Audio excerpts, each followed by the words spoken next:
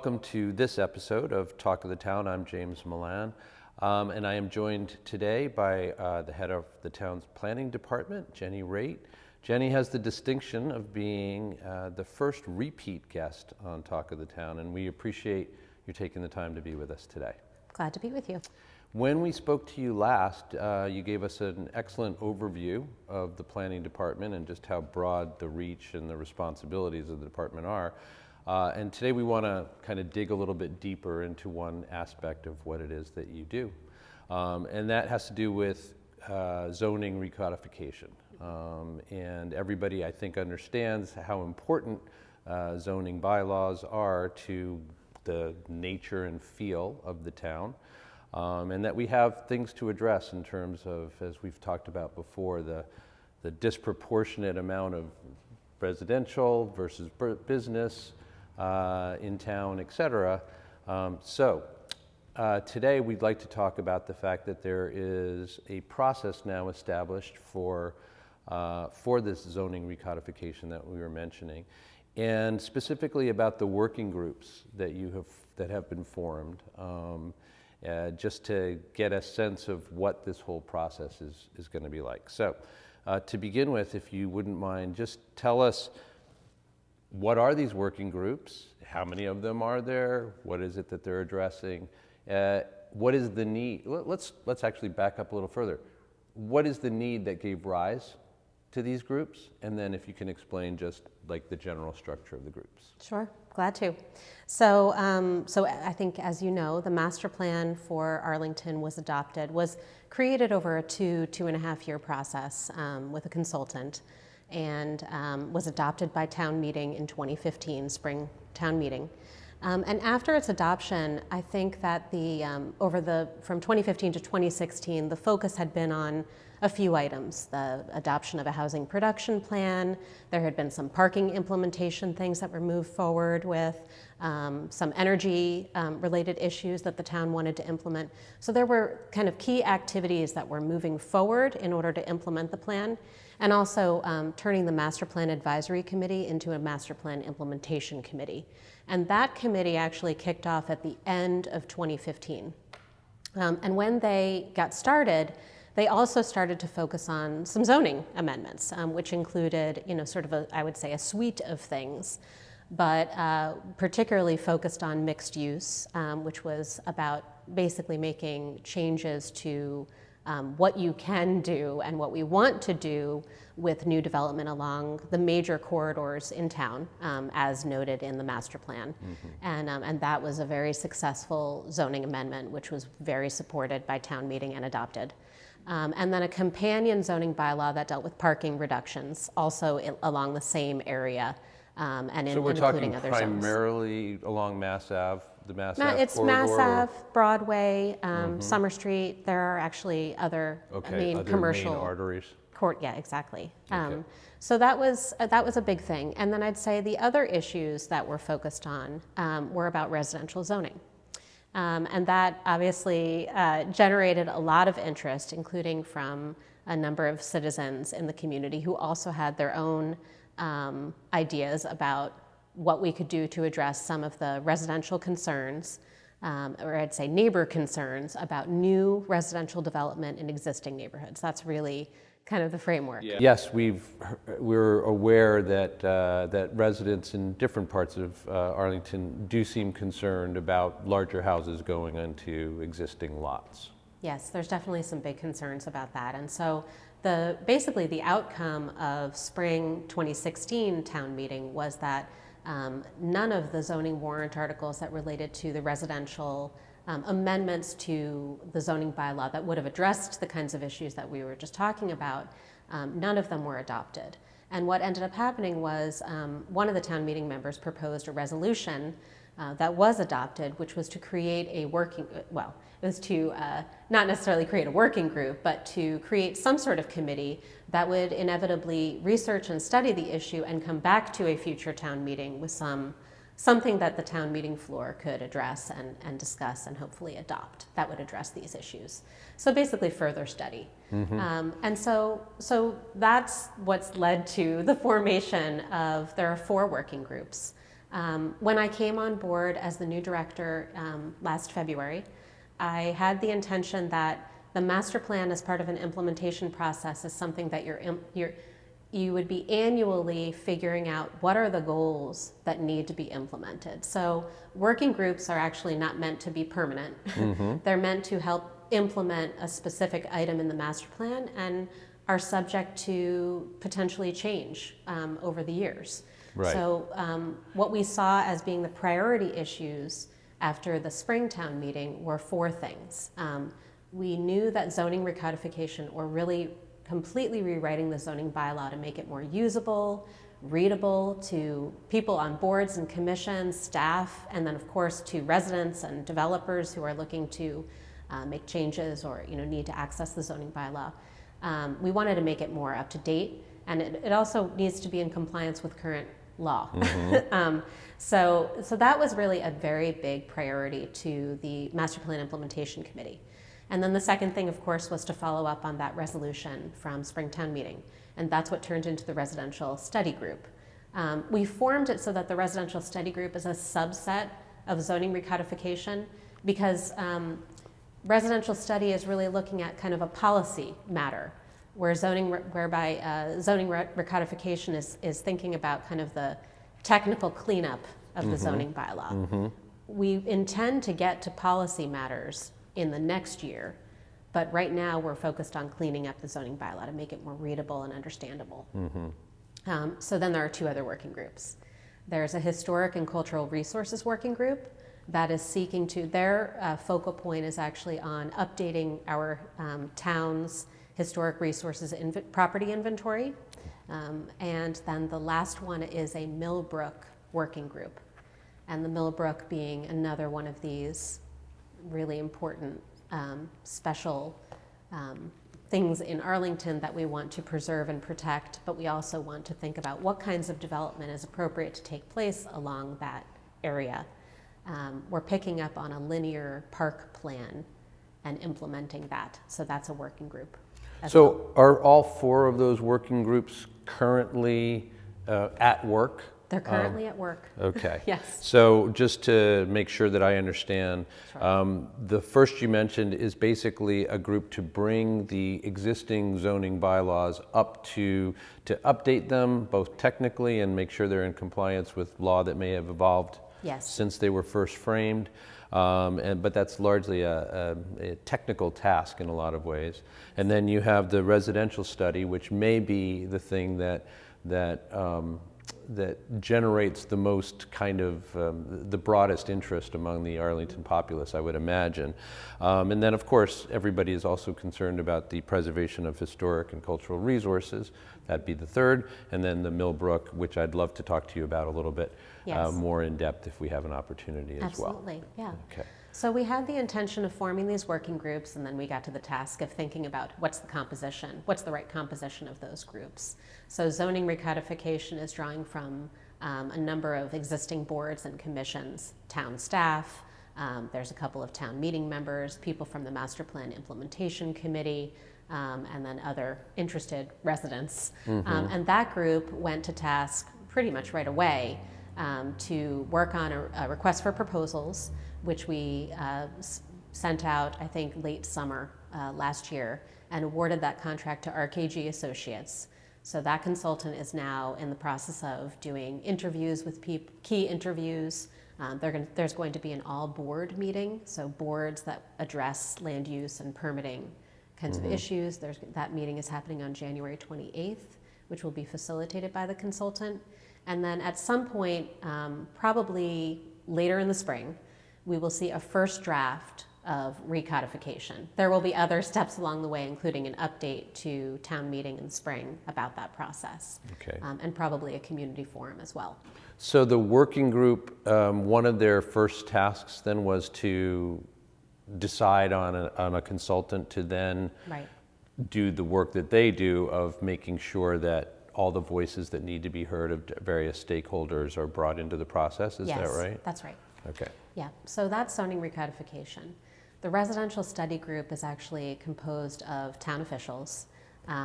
We have a couple of board commission groups that are also represented. town meeting members. We have residents, the real estate community, which includes builders and realtors and developers.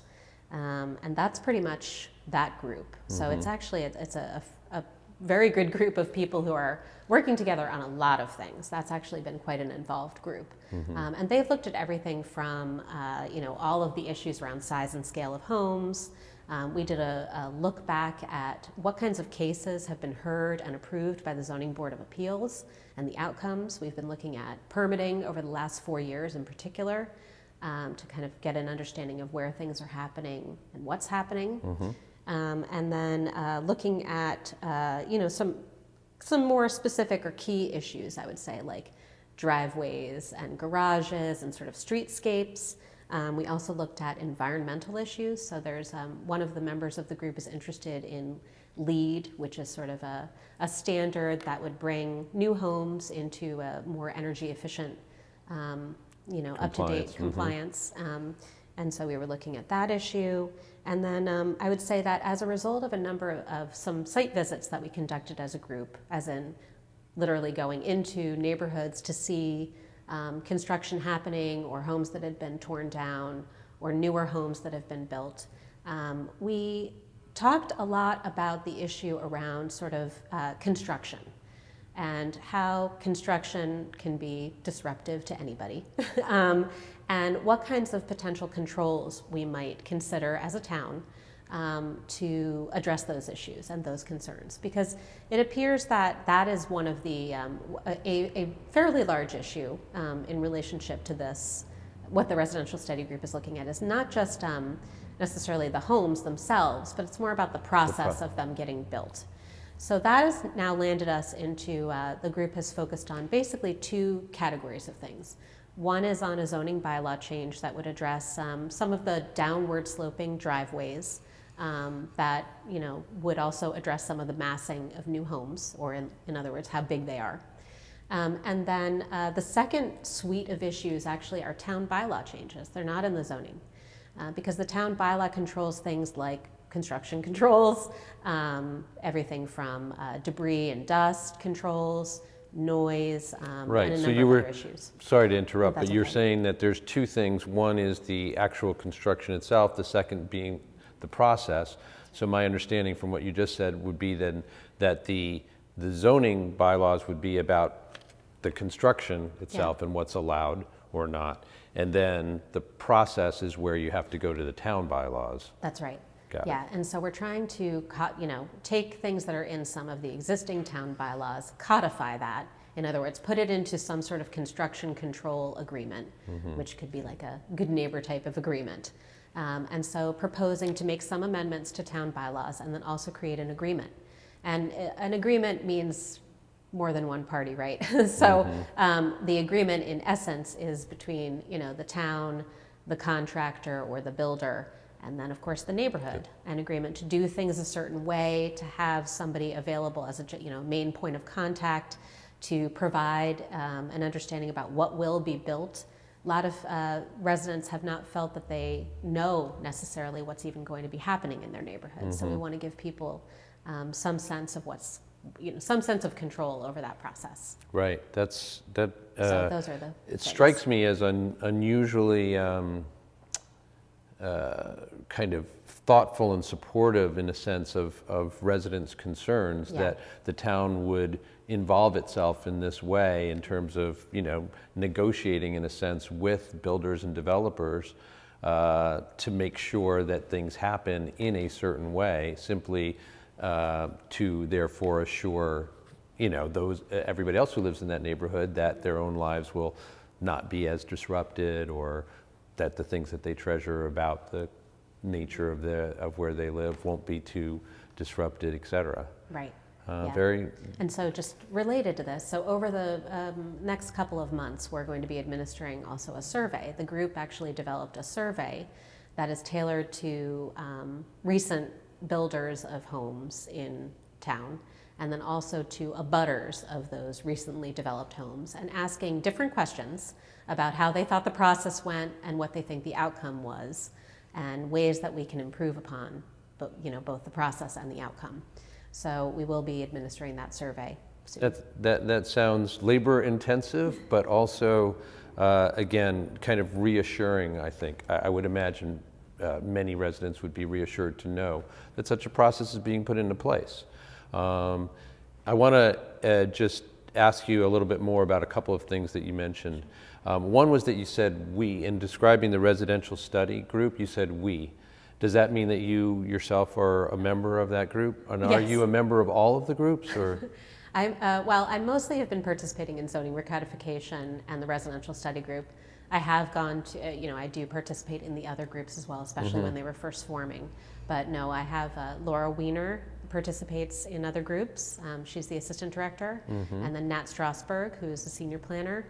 He's been helping with the Historic and Cultural Resources Working Group, including some grant applications that would actually help us to do that inventory, the survey. Okay, and the second thing was that in describing the composition of the two groups we've been talking about so far, you mentioned that there were residents who are part of those groups. How did that come to be? How did people, how did those folks get on those groups? How did you make people aware that that was possible, et cetera? We actually, once we formed the group, we had I think an article that was out, in the local newspapers. And then there was a process through, committee openings so that people could apply. And we interviewed everybody. I think everybody we interviewed landed on the committee. So, it wasn't right. The people who are there, I would just say it's an incredibly thoughtful group of people and wonderful group to work with who are really invested in this particular matter and really just great, providing really excellent representation of the town and the town's issues. So I feel really honored to be able to work with such a diverse group of people. Yeah, one of the representing things. Different interests. Sorry, one of the things we wanted to find out today, and it does sound like this is the case, is just how broad, again, in terms of representation of different stakeholders' interests and voices, how broadly representative these committees would be. And it sounds like from what you've mentioned of the composition of them that, yeah, that's covered.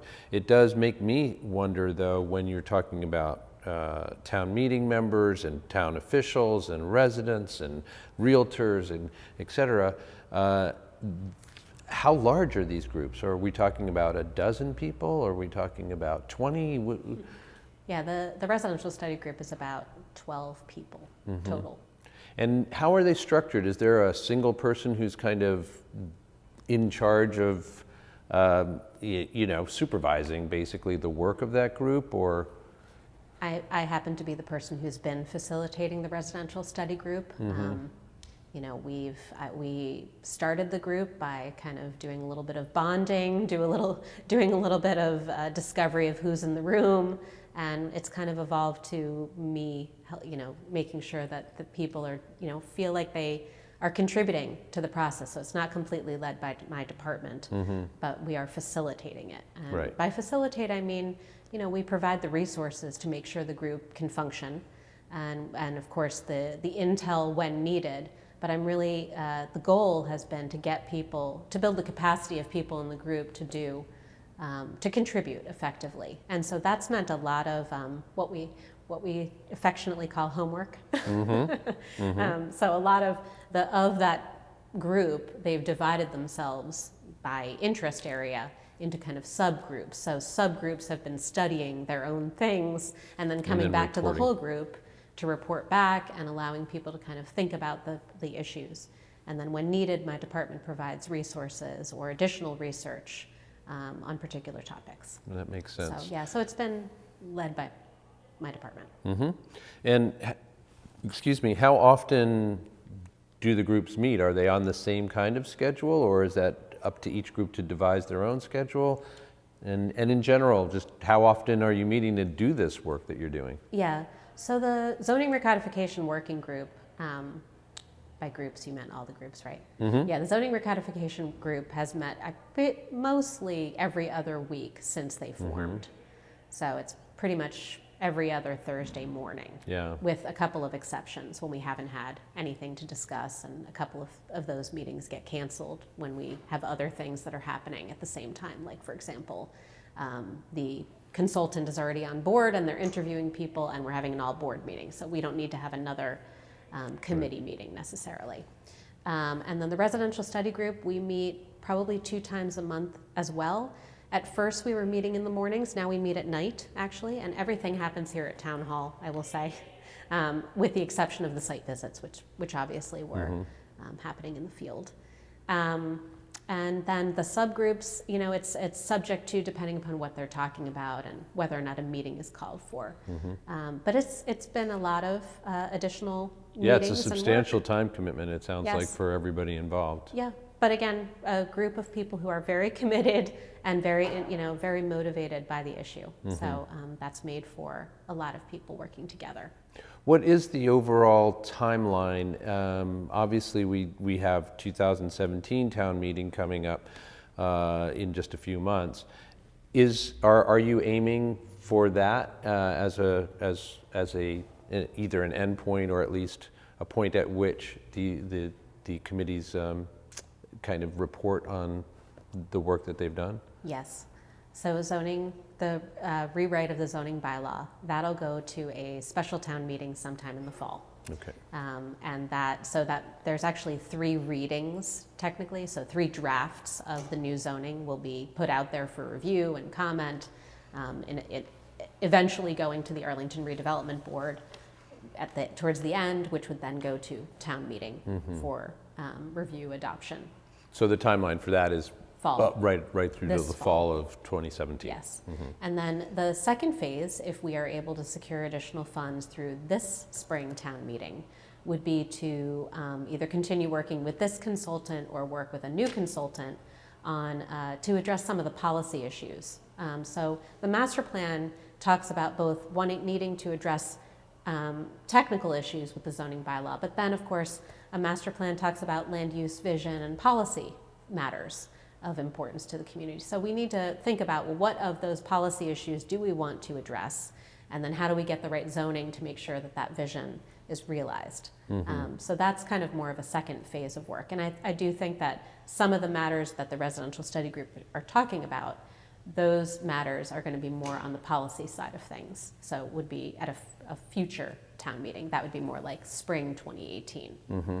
And then residential study group, as I mentioned, the bylaw changes would come to this spring town meeting. Right, And that then- makes sense. yeah. Just a slight digression, but I'm fascinated by this.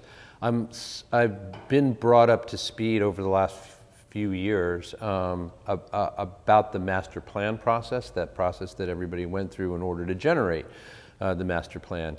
And permeating that process at all points, from what I understood, was this surveying of the town residents, or giving people an opportunity to weigh in on policy in terms of envisioning the next 5 to 25 years of Arlington's of life in Arlington. So, are you saying that that the next phase that you're postulating, that from fall of 2017 perhaps to spring of next year, that what you would be doing there, or what that group would be doing, is then kind of bringing up, making sure that people are still on board? Because my sense was that the master plan was already a reflection of what the community's views on policy should be. Is that? Yeah, not to update the plan per se, but to take the goals of the plan and some of the things that are goals and recommendations are actually policy issues. So that would require the zoning bylaw to be amended. And could be anything from a new overlay district to other zoning changes that would need to occur. And we've kind of decided that those issues would be addressed in the second phase of work. So there would be additional community engagement and input into that process, but not to necessarily change or amend the master plan Right. itself. Well, it is interesting, though, I have to say, to just contemplate that situation unfolding, simply because I know, as an Arlington resident, how dramatic the changes have been to Arlington's landscape. Simply, let's just mention the word school enrollment, and things have developed at a rate that was hard to predict and not accurately predicted some years ago. So the idea that one might return in order to implement the policy mandates or the policy ideas coming out of the master plan, that one might return and get some more input from the public, that may turn out to be a little bit different from what it was even 3 or 5 years ago. Yeah, that's a very fair point. Things have definitely changed in certain ways, and things are bound to change even more in the next couple of years. The real estate market could change, and other changes could be coming to town that we, have yet to see. So. We've concentrated in this conversation mostly in delving into the work of the two first groups that we had mentioned. And I don't want to diminish the work in any way of the Historic and Cultural Resources Group or the Millbrook Group. So I wanted just to invite you, if there's anything that you'd like to say that is more specific to the work that those groups are doing. Sure, I'd be glad to. Yeah, I mean, the Historic and Cultural Resources Working Group has really focused primarily on updating the inventory, and so that means doing a new survey of historic properties, and that has been like their primary focal point. And this is coming from the chair of the Historical Commission, the chair of the Historic Districts Commission, one of the districts, and then also Jason Russell House.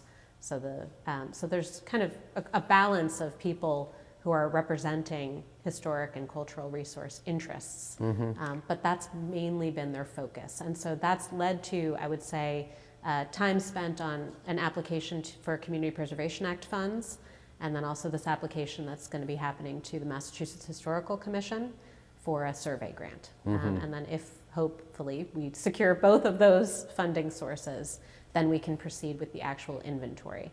And the inventory is basically an inventory of properties that have historic value. And value is described as either architectural value, they have other contributing elements, they might be contributing to a landscape or a broader historical area or a district.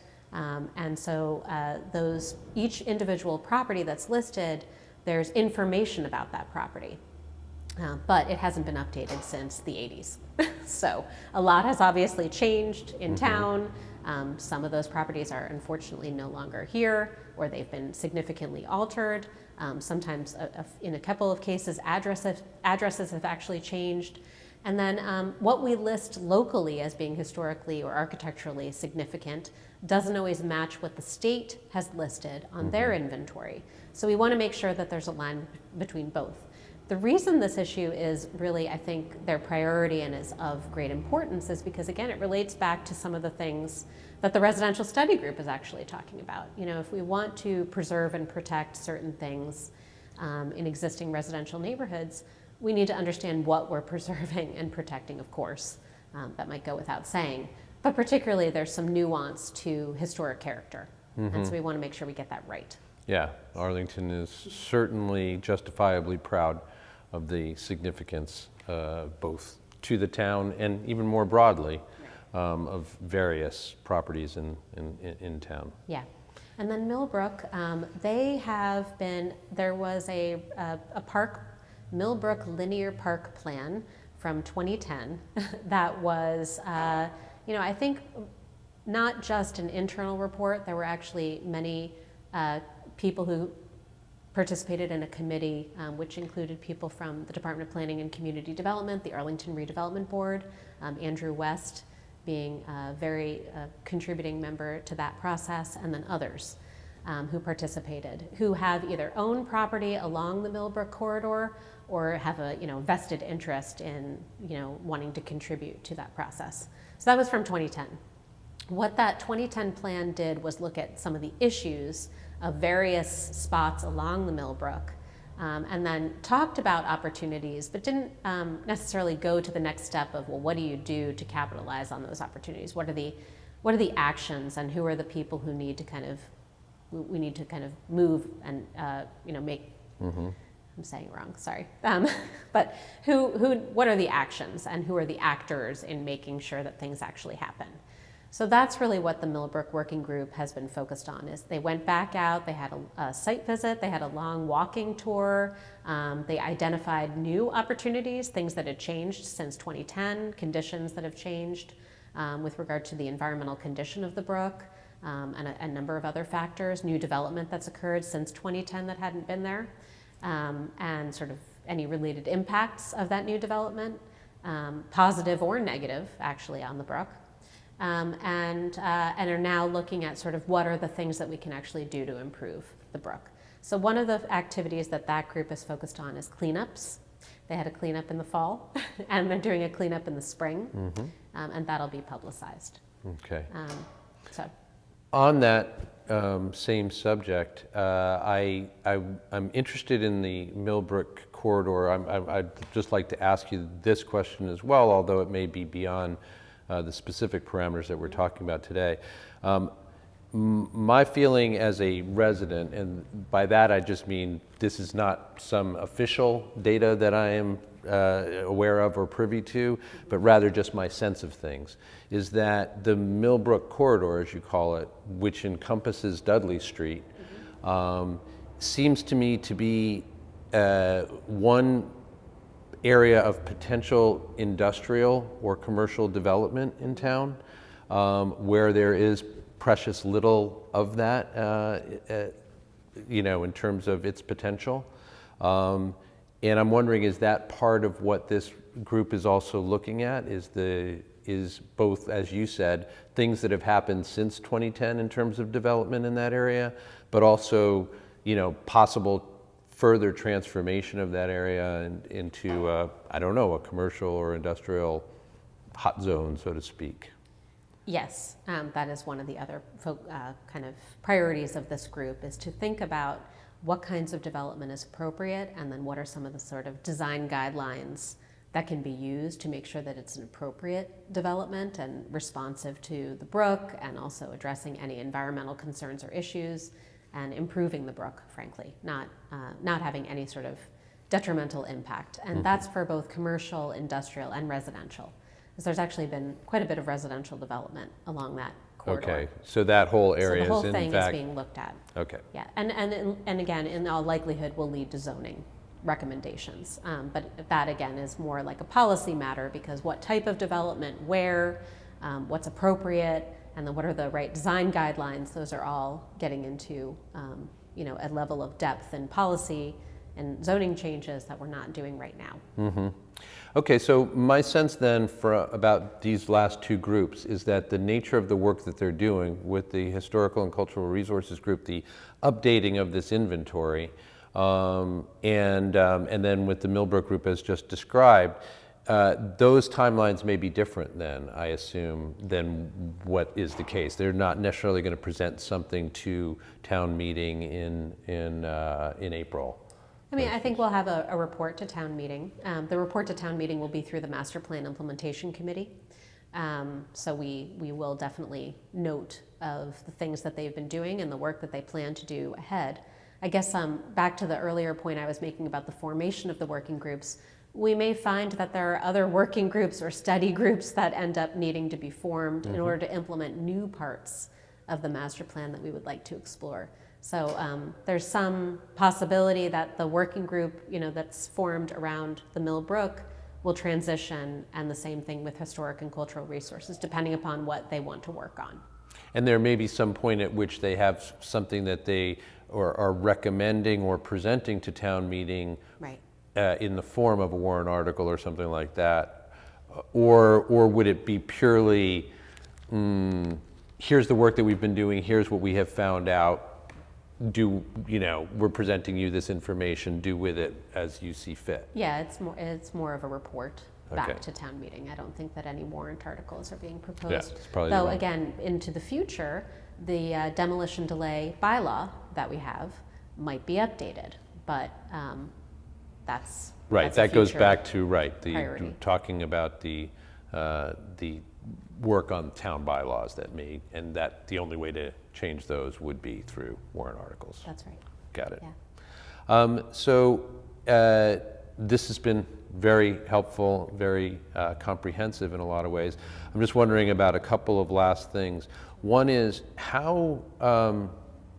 who, if anybody, is monitoring the progress of these groups? Are they autonomously, you've already mentioned highly motivated, very, very thoughtful, and I'm sure very substantive conversations and deliberations going on.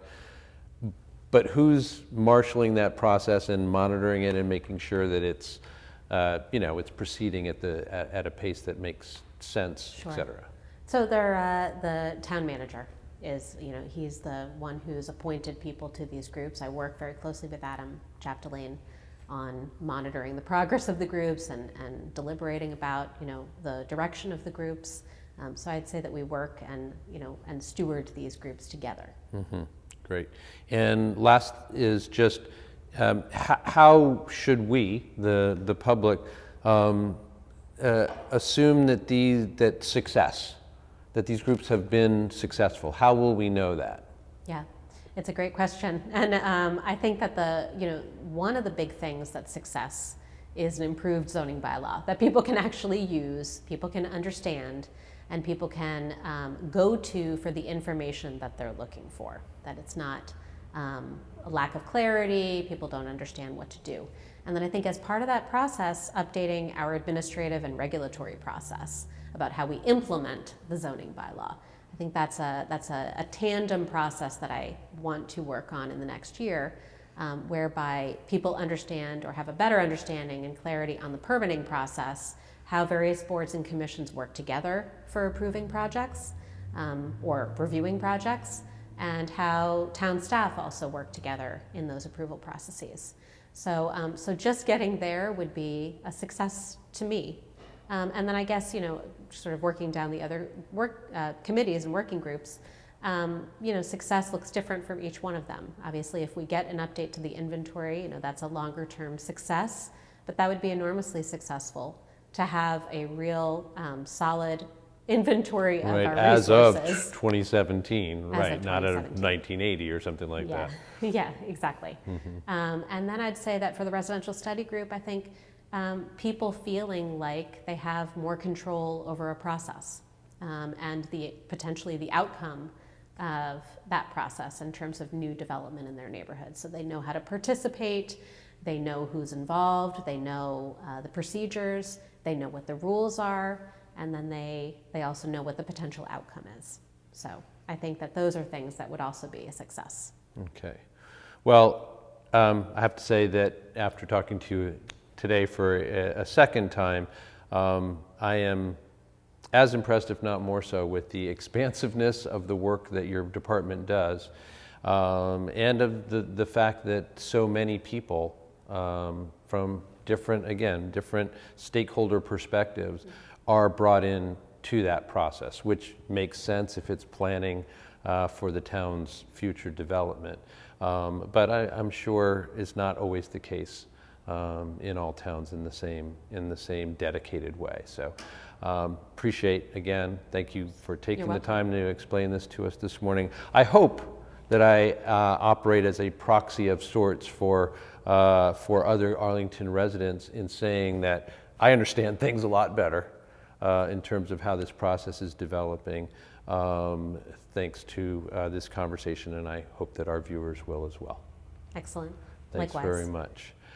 For Jenny Raitt, the head of Arlington's Town Planning Department and Talk of the Town, I'm James Milan. Thanks for joining us. Hope you enjoyed it.